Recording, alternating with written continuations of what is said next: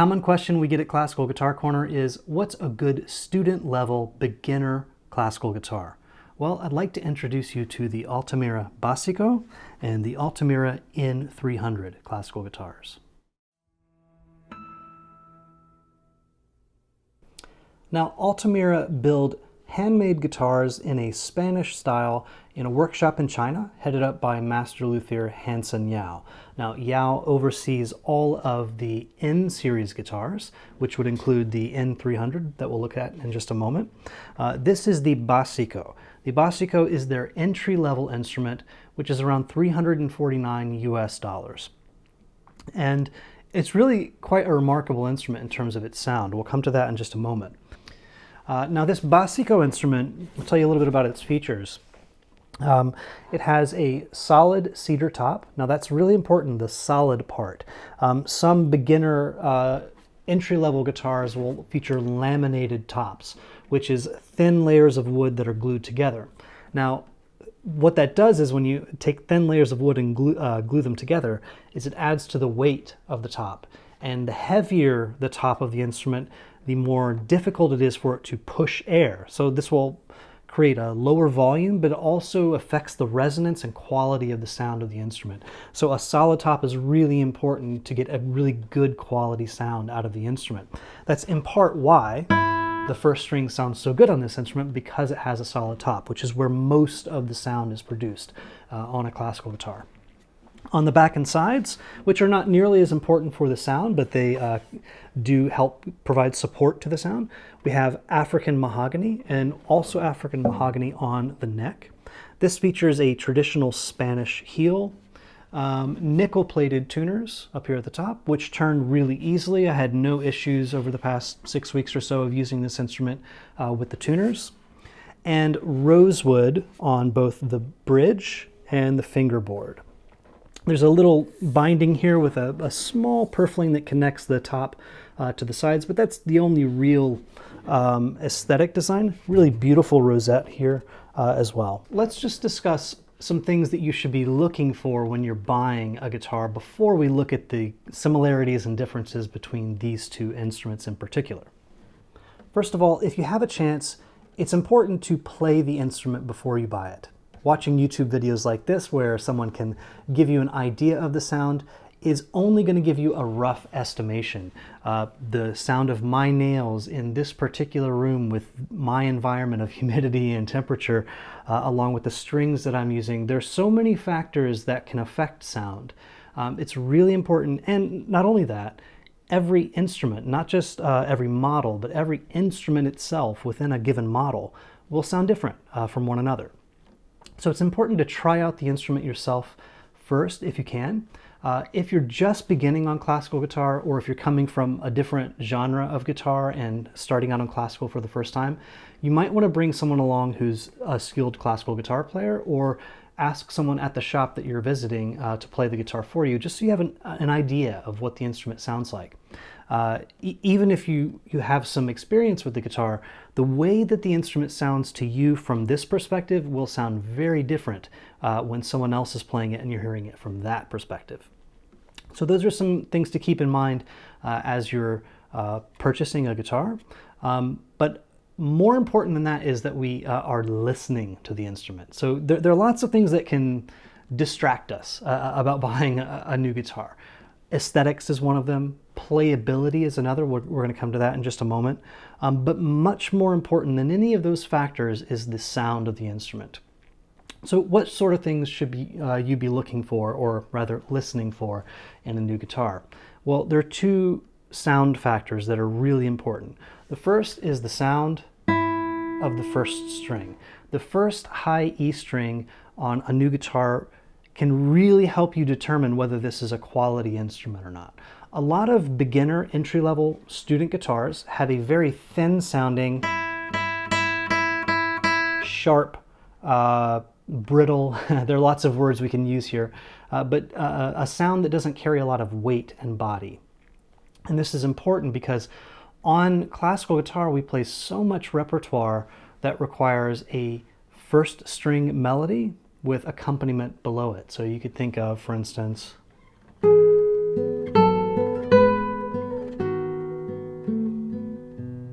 Lagrima by Franciso Tárrega, or another study by Tárrega.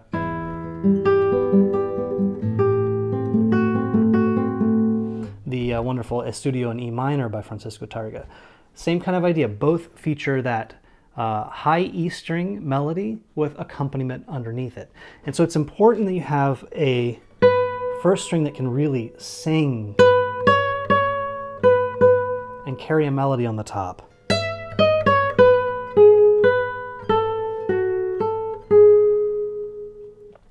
The Altamira Basico does that really well. The N300 is the same, and we'll look at that in just a moment. The second thing that you should be looking for in terms of sound quality, or rather listening for, is balance. The balance of frequencies on an instrument. You might have a great singing first string, but lackluster basses, or a mid frequency that is just dull and lifeless. And so it's important to have a good balance of frequencies that each carry their own weight. And so if you're playing a block chord, for instance, you can hear each of those distinct frequencies individually, and that means you can give more weight to those to really bring them out even more.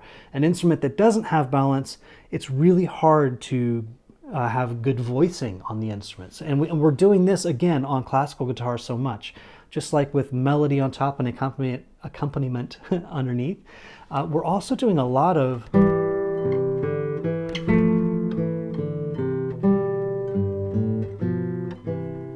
multi-voice kinds of pieces, polyphony. We're doing a lot of pieces that require it's the Bourrée by Bach. Before that was the Giuliani Etude No. 1 from Opus 48. So we play a lot of music that requires multiple voices to be singing in dialogue at the same time. And so you want an instrument that's really well balanced, and this really does have a very nice balance to it. So in terms of the sound quality of this particular instrument, for $350, it's really quite remarkable how good the instrument sounds.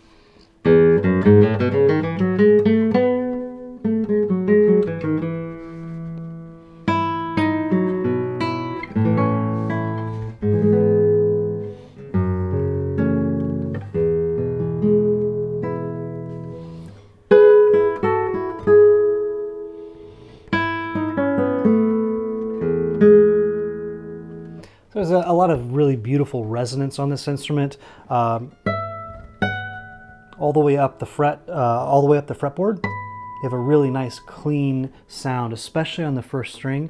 But I'd say the guitar is so well balanced, you get that all the way across the board. So now let's take a look at the Altamira N300 and what sets this guitar apart from the Basico. And we can also sort of ask the question, is this guitar worth twice the price of the Basico? The Basico is a great instrument at $350. This one is $700 US. So what accounts for the difference? Well, there are some big differences would be the choice of wood that's used on the instrument. So the N300 also has a cedar top. You'll notice it looks a little different. That's because it has a glossy rather than matte finish. It also has rosewood on the bridge and the fingerboard. And both guitars, by the way, feature bone saddle and nut. They're both made of bone, which is important. Some beginner guitars will have a plastic polymer, which affects the sound.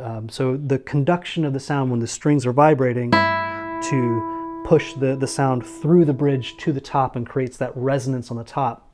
That's really important. That's an important factor in the beginning of the sound on the instrument. And so having a bone, nut, and saddle helps to conduct the sound in the right way, in a better way, I should say.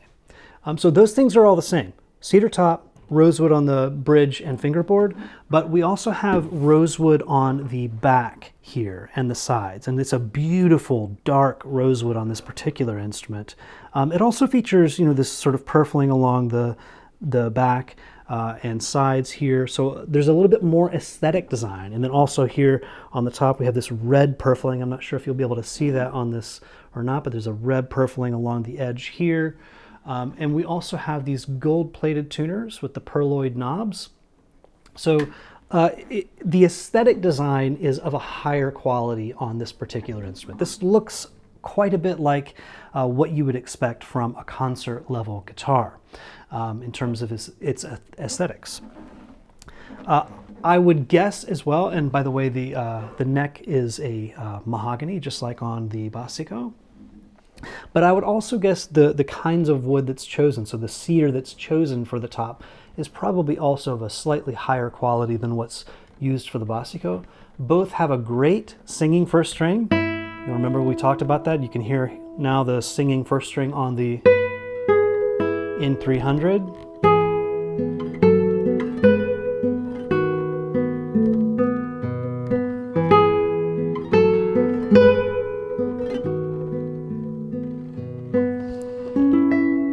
So it's really quite a gorgeous first string. In fact, I think this has a prettier sound on the first string for sure. It's a rounder, purer kind of sound. I do think, however, the Basico might have the edge on the N300 in terms of balance. This does have a really nice balance of sound. But there's something about the mid-tones on the Basico that I think really have a little bit more presence than this guitar.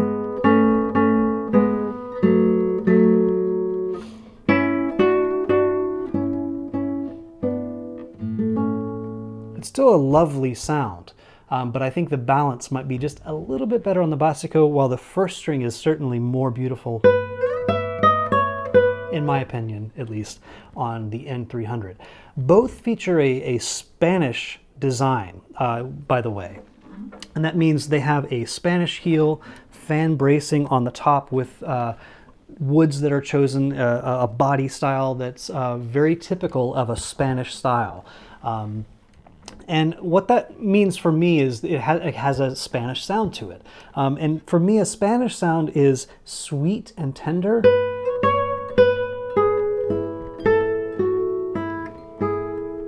with a lot of tone color between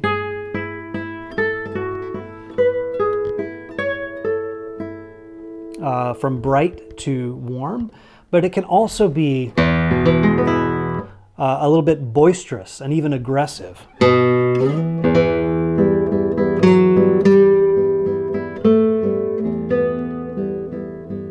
Now we can compare that with the Basico, which I would say still carries that very Spanish kind of sound.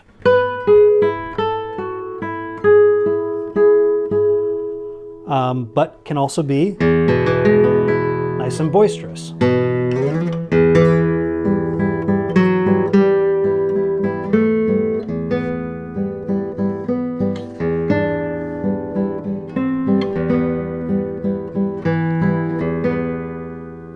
So the basses on both are nice and big and projecting. It has that kind of Spanish flamenco kind of sound.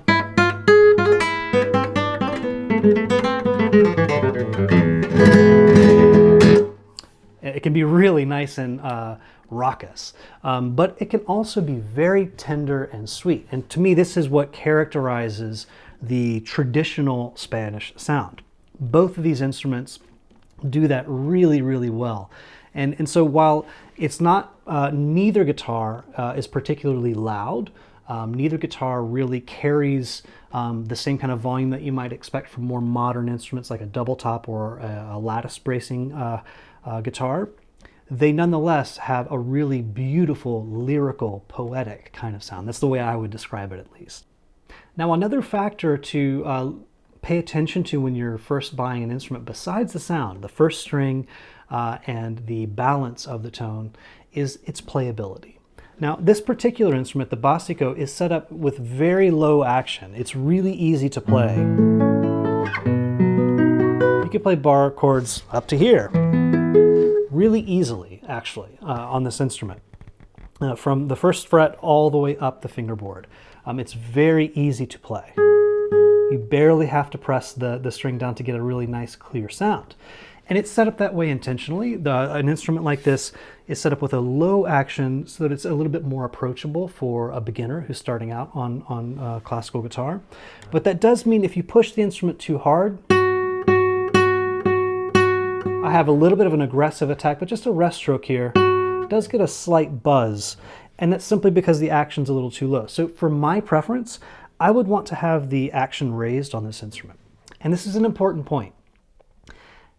Playability does play a factor in choosing an instrument. How it feels on the neck, the neck profile, whether it feels too thin or too thick for your taste, how easy or difficult it is to press on the neck or on the strings, excuse me. All of that is important, but many of these things can be adjusted. Now the neck profile, that's something that you simply, either you like it or you don't. But the action, how high the strings are away from the frets and how difficult it feels like it is to press the strings down onto the frets, that has to do with the height of the saddle and to an extent the height of the nut slots here. And this can be adjusted. So you can take this to a luthier and have them adjust it. So on this particular instrument, I might take it to a luthier and have them adjust it to make it slightly higher for me. I have a fairly aggressive right hand attack, and so I need a guitar with thicker strings and a little higher action usually. But that's something to be aware of. This guitar does have a very low action, which makes it easy to play, but it's also easy to buzz and overdrive this instrument. I would say the N300 is set up with a slightly higher action. Its balance for me is a little bit better. So while I can still get that buzz, it takes a much stronger attack to get that. Which means I can actually play it harder and get more volume out of the instrument. And for me, that also means that's why if I were choosing between these two instruments, I would spend a little bit more money and go with the N300. If you're just starting out, the Basico is a fantastic instrument. It has great sound, like we've already heard, and its playability is really nice. But for me, this is set up a little bit more to my taste, and it means I can get a little bit more volume out of the instrument.